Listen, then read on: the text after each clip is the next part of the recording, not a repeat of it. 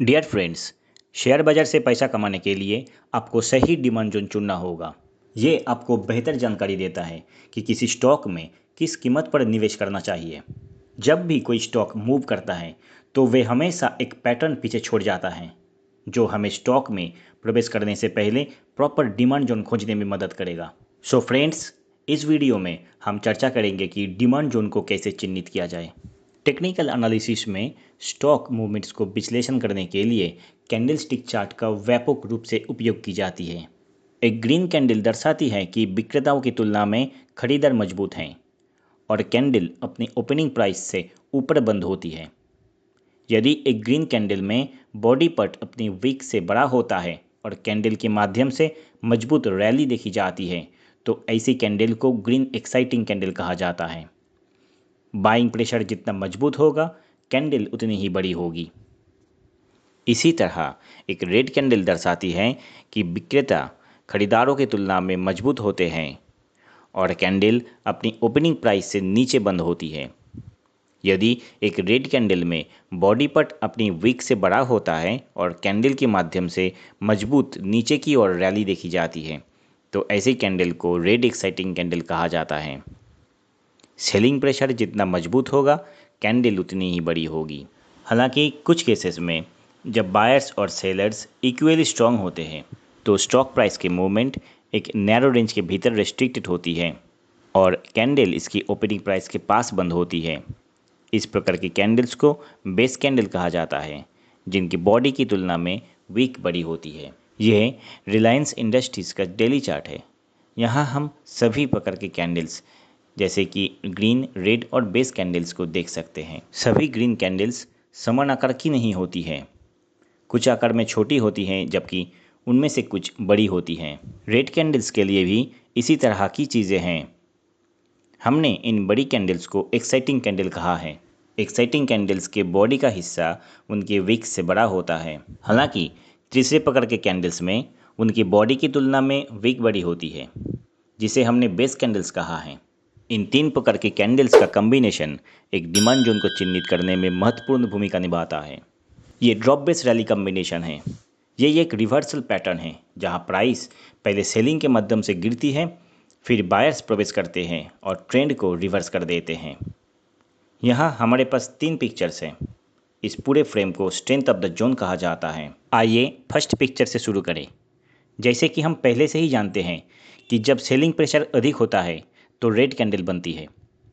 Base candle तब बनती है जब खरीदारों और विक्रेताओं के बीच लड़ाई होती है और एक ग्रीन कैंडल तब बनती है जब खरीदार विक्रेताओं पर जीत हासिल कर लेते हैं और प्राइस में एक सिग्निफिकेंट पॉजिटिव डिफरेंस देखा जाता है। यहाँ बेस कैंडल के जोन को डिमांड जोन के रूप में चिन्हित किया जा सकता है।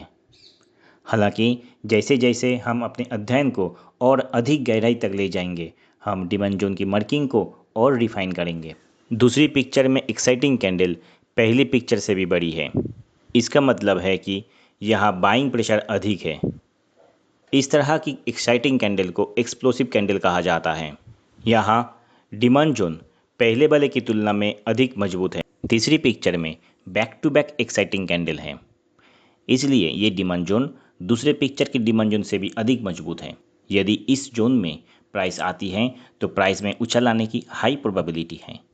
हालांकि स्टॉक में एंटर करने से पहले कई और फैक्टर्स पर विचार करना चाहिए। आइए एक उदाहरण के साथ ड्रॉप बेस रैली कॉम्बिनेशन को देखें। ये ओसिया हाइपर रिटेल लिमिटेड का मंथली चार्ट है। यहाँ हम देख सकते हैं कि प्राइस पहले एक रेड एक्साइटिंग कैंडल के माध्यम से गिरती है, फिर बेस कैंडल बनाती है और खरीदारों और विक्रेताओं के बीच लड़ाई के बाद एक ग्रीन एक्साइटिंग कैंडल बनती है, जिसके अर्थ ये है कि खरीदार लड़ाई जीत जाते हैं। यहाँ डिमांड जोन को रेक्टेंगुलर बॉक्स द्वारा दिखाया गया है। भविष्य में जब प्राइस फिर से इस जोन के भीतर गिरती है तो वे रिएक्ट करती है और ऊपर की ओर तेजी देखी जाती है। ये रैली बेस रैली कॉम्बिनेशन है। ये एक कंटिन्यूअस पैटर्न है जहां प्राइस पहले से ही ऊपर की ओर बढ़ रही थी, लेकिन कुछ सेलिंग प्रेशर के कारण ऊपर की ओर तेजी रुक जाती है। बायर्स और सेलर्स के बीच की फाइट को बेस कैंडल द्वारा दिखाया गया है, लेकिन बायर्स फिर से जीतते हैं और प्राइस में तेजी जारी रखते हैं। यहाँ हमारे पास 3 पिक्चर्स हैं। इस कूल फ्रेम को भी स्ट्रेंथ ऑफ द जोन कहा जाता है। फर्स्ट पिक्चर में बेस कैंडल के बाद ग्रीन एक्साइटिंग कैंडल बनती है, जबकि सेकेंड पिक्चर में बायर्स और सेलर्स के फाइट के बाद एक्सप्लोसिव कैंडल बनती है। इसलिए सेकेंड पिक्चर में डिमांड जोन फर्स्ट पिक्चर की तुलना में अधिक स्ट्रॉन्ग है। थर्ड पिक्चर में बेस कैंडल के बाद back to back green exciting candle बनती है, इसलिए तीसरा डिमांड जोन बहुत मजबूत हो जाता है और इसमें ट्रेंड को रिवर्स करने की भारी क्षमता है।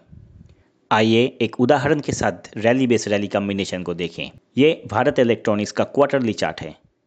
यहाँ हम देख सकते हैं कि प्राइस अप मूव में थी, लेकिन सेलिंग प्रेशर प्राइस की वृद्धि को रोकता है और बेस कैंडल बनाता है।